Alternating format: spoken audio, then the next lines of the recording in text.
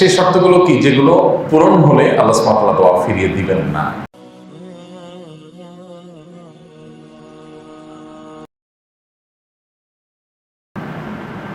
তার ভিতরে 1 নম্বরের শর্ত হলো তাওহীদ থাকা, দোয়াটা আল্লাহর কাছে নিবেদন করা।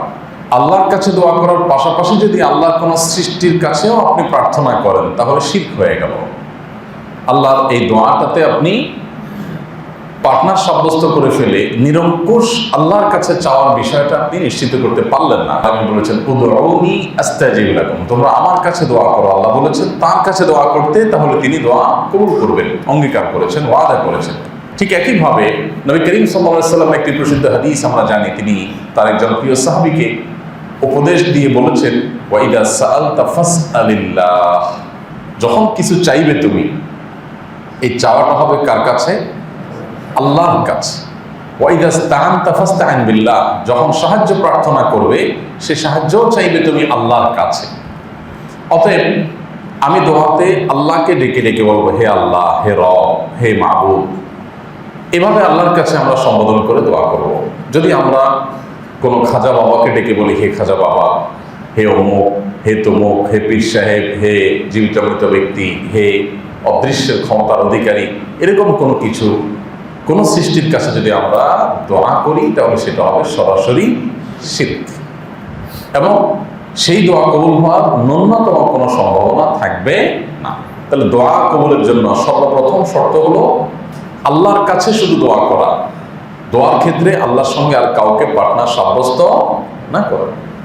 এখনো আমাদের এই সমাজে আধুনিকতার এই সময়ে এসে দ্বীনি আলোচনা, কোরআন হাদিসের কথা এতভাবে, এত মাধ্যমে, এত মিডিয়াতে আমাদের কাছে পৌঁছে, এরপরও দুঃখজনকভাবে দেখা যায় মানুষ তার সন্তানহীনতার কষ্ট ঘোচবার জন্য, ব্যবসা বাণিজ্যে তার ক্ষয়ক্ষতি, এটা থেকে তিনি কাটিয়ে ওঠার জন্য, তারপর তার পেশাগত অন্য কোনো সমস্যা, সংকট, বিবাহ হচ্ছে না, নানা রকমের সমস্যা থেকে উত্তরণের জন্য এখনো মানুষ বিভিন্ন মাজারে যায় এবং মাজারে গিয়ে তিনি প্রার্থনা করেন।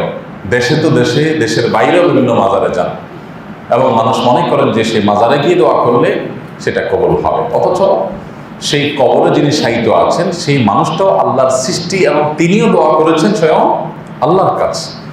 ইসলামের সাথে অন্য সব ধর্মের একটা মৌলিক পার্থক্যের জায়গা এখানে, যে ইসলাম তাওহীদকে স্টাবলিশ করতে বলে, যেটা অন্য ধর্মে, ইহুদি খ্রিস্টানদের ধর্মে মূলত তাওহীদ থাকলেও তারা সেটাকে নানাভাবে নষ্ট করে শিরকে পর্যবসিত করে ফেলেছে, মিশিয়ে ফেলেছে।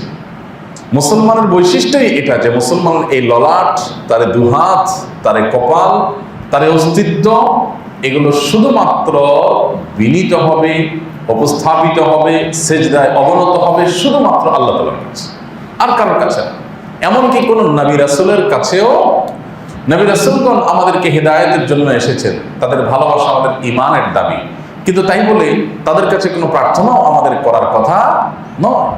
এই জন্য দোয়া কবুলের জন্য প্রধান শর্ত হলো নিরঙ্কুশ শুধু আল্লাহর কাছে চাওয়া এবং এই বিশ্বাস রাখা যে আল্লাহই একমাত্র সমাধান করতে পারেন। কোনো ভায়া, কোনো মিডিয়া, কোনো পীর, জীবিত মৃত কোনো ব্যক্তি, তিনি আল্লাহর কোনো এজেন্সি নেন নাই যে তার কাছে বললে তিনি আল্লাহর কাছ থেকে এটা পাইয়ে দিবেন। এটাই যদি হয় তাহলে হিন্দু ধর্মাবলম্বীদের বিশ্বাস আর আমাদের বিশ্বাসে কোনো পার্থক্য থাকবে না। তাহলে দোয়া কবুলের জন্য প্রথম শর্ত হলো আল্লাহর কাছে শুধু দোয়া করা এবং অন্য কারোর কাছে উপস্থাপন না করা।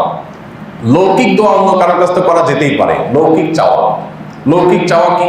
আপনি আমার কাছে একটা কলম চাইলেন, আমি আপনার কাছে 10টা টাকা চাইলাম, এটা হলো লৌকিক চাওয়া। অলৌকিক চাওয়া যেটা, সেটা একমাত্র হবে কার কাছে? আল্লাহ সুবহানাহু ওয়া তাআলার কাছে। সেখানে আর কাউকে শরীক করার কোনো সুযোগ নেই। দোয়া কবুলের দ্বিতীয় শর্ত হলো হালাল উপার্জন থাকা।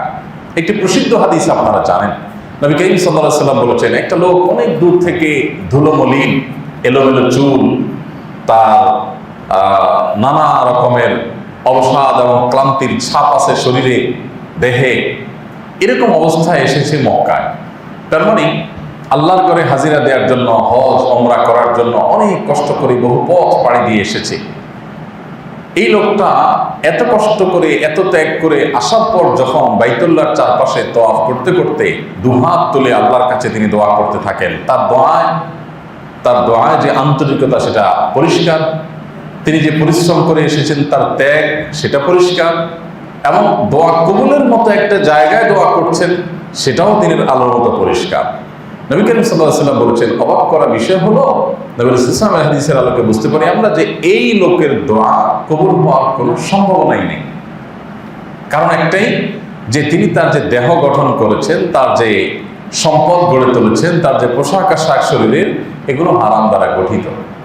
অর্থাৎ হারাম উপার্জন দ্বারা তিনি যদি নিজেকে সমৃদ্ধ করে থাকেন এবং হারাম ভক্ষণ করে থাকেন, তাহলে সেক্ষেত্রে এই ব্যক্তির দোয়া যত কষ্ট করে দোয়া করুক, যত কায়মনোবাক্যে দোয়া করুক, দোয়া কবুলের যত গুরুত্বপূর্ণ স্থানে গিয়ে দোয়া করুক, কাবা ঘরের ভেতরে ঢুকে দোয়া করুক, তার দোয়া কবুল হবে না। আন্না ইস্তেজাব লিযালিক। এই জন্য দোয়া কবুলের অত্যন্ত বড় এবং অন্যতম প্রধান একটা শর্ত হলো হালাল উপার্জন থাকা। আমরা অনেকেই উপার্জনের ক্ষেত্রে সততার ব্যাপারে আমরা দায়িত্বশীল নই, সচেতন নই, এবং আল্লাহ তাআলার কাছে আমরা দোয়া করেই যাচ্ছি দিব্যি, অথচ দোয়াগুলো কবুল হওয়ার সম্ভাবনা থাকছে না। এখন প্রশ্ন হতে পারে, যারা সারা জীবন ভুল পথে ছিলেন, হারাম উপার্জন করেছেন, তাহলে কি তাদের আর কোনো উপায় নেই? উত্তর হলো অবশ্যই আছে। আল্লাহ সুবহানাহু ওয়া তাআলা মৃত্যুর আগ পর্যন্ত আমাদেরকে সকল পাপ থেকে তওবার রাস্তা খোলা রেখেছেন। এমন কোনো পাপ, এমন কোনো অপরাধ পৃথিবীতে নেই যেই অপরাধ মানুষ করার পর আর ক্ষমার কোনো অপশন নেই, এরকম একটি পাপও নেই। সমস্ত অপরাধ মৃত্যুর আগ পর্যন্ত ক্ষমার সুযোগ সম্ভাবনা থাকে। অতএব মানুষের হক নষ্ট করেছি, আর্থিক অনিয়ম করেছি, দুর্নীতি করেছি, অপরাধ করেছি, অসঙ্গত উপায়ে অবৈধ হারাম উপায়ে অর্জন করেছি, এখন কাজ হলো তওবা করা। তওবা দুটি পার্ট, একটা হলো আল্লাহর কাছে ক্ষমা চাওয়া, আর আরেকটি পার্ট হলো যার হক নষ্ট করেছি তার কাছে পৌঁছে দেওয়ার ব্যবস্থা গ্রহণ। এই দুটি ব্যবস্থা গ্রহণ করার পর আশা করা যায় আল্লাহ তাআলা কবুল করবেন দোয়া, এবং আগের গুলো আল্লাহ তাআলা মাফ করবেন। দোয়া কবুলের দ্বিতীয় শর্ত তাহলে হালাল উপার্জন থাকা। 3 নম্বর হলো আল্লাহর প্রশংসা এবং নবী সাল্লাল্লাহু আলাইহি ওয়াসাল্লামের প্রতি দুরূদ প্রেরণ করা। দোয়ার আদব হলো আমরা দোয়া শুরু করবো আল্লাহর প্রশংসা দিয়ে, আল্লাহর গুণকীর্তন করে, আল্লাহর গুণগান গেয়ে, আলহামদুলিল্লাহ রাব্বিল আলামিন আর রহমানির রহিম, এগুলো আল্লাহর প্রশংসা। আমরা নিজের ভাষায় আল্লাহর প্রশংসা করতে পারি, আরবিতেই করতে হবে জরুরি না। আমি আল্লাহর যে সমস্ত অবদান আমি ভোগ করছি, আল্লাহর যে সমস্ত নিয়ামত আমার প্রতি আছে, সেগুলো আমি স্বীকার করব। এরপর নবী সাল্লাল্লাহু আলাইহি ওয়াসাল্লামের প্রতি দুরূদ প্রেরণ করব। হে আল্লাহ, আপনি আপনার রাসূলের প্রতি সালাত সালাম রহমত নাজিল করেন, কারণ তিনি আমাদেরকে হেদায়েতের পথ দেখিয়েছেন। তিনি না হলে আমরা আপনার কাছে চাওয়ার পথই জানতাম না। তার জন্য সালাত সালাম পেশ করা দোয়ার শুরুতে, এবং যা কিছু চাওয়া হয় এর শেষে আবার আল্লাহর প্রশংসা এবং নবীর প্রতি দুরূদ। তাহলে শুরুতে আল্লাহর প্রশংসা এবং সালাত সালাম, এবং শেষে আবার আল্লাহর প্রশংসা এবং নবীর প্রতি দোয়া বা দুরূদ, এটা করে তারপর দোয়ার ফিনিশিং হবে। নবী করিম সাল্লাল্লাহু আলাইহি ওয়াসাল্লাম থেকে একাধিক হাদিস বর্ণিত হয়েছে। তিরমিজির একটা হাদিস থেকে আমরা জানি, তিনি বলেছেন যে কোন দোয়া যখন আল্লাহর কাছে মানুষ পেশ করে, যত ভালো দোয়াই হোক না কেন, সেই দোয়ায় যদি নবীর প্রতি দুরূদ না থাকে, তাহলে সেই দোয়াটা আসমান এবং জমিনের মধ্যে ঝুলন্ত থাকে, তার মানে কবুল হয় না। অন্য আরেকটা হাদিসে আসছে, নবী রাসূলুল্লাহ সাল্লাল্লাহু আলাইহি ওয়াসাল্লাম বলেছেন যে সমস্ত দোয়াই এটা আবৃত থাকে, এটা উন্মুক্ত হয় না, উন্মোচন হয় না, আল্লাহর কাছে পৌঁছে না, যতক্ষণ পর্যন্ত সেখানে নবী সাল্লাল্লাহু আলাইহি ওয়াসাল্লামের প্রতি দুরূদ যুক্ত না হয়। এই জন্য দোয়ার শুরুতে শেষে নবী রাসূলুল্লাহ সাল্লাল্লাহু আলাইহি ওয়াসাল্লামের প্রতি দুরূদ প্রেরণ করলে আমাদের দোয়া কবুল হওয়ার সম্ভাবনা তৈরি হবে। তাহলে তৃতীয়ত শর্ত হলো দোয়ার শুরুতে এবং শেষে আল্লাহর প্রশংসা এবং নবীর প্রতি দুরূদ থাকা। 4 নম্বর শর্ত হলো হালাল জিনিসের জন্য দোয়া করা, কোনো হারাম বিষয়ে দোয়া না করা। নবী করিম সাল্লাল্লাহু আলাইহি ওয়াসাল্লাম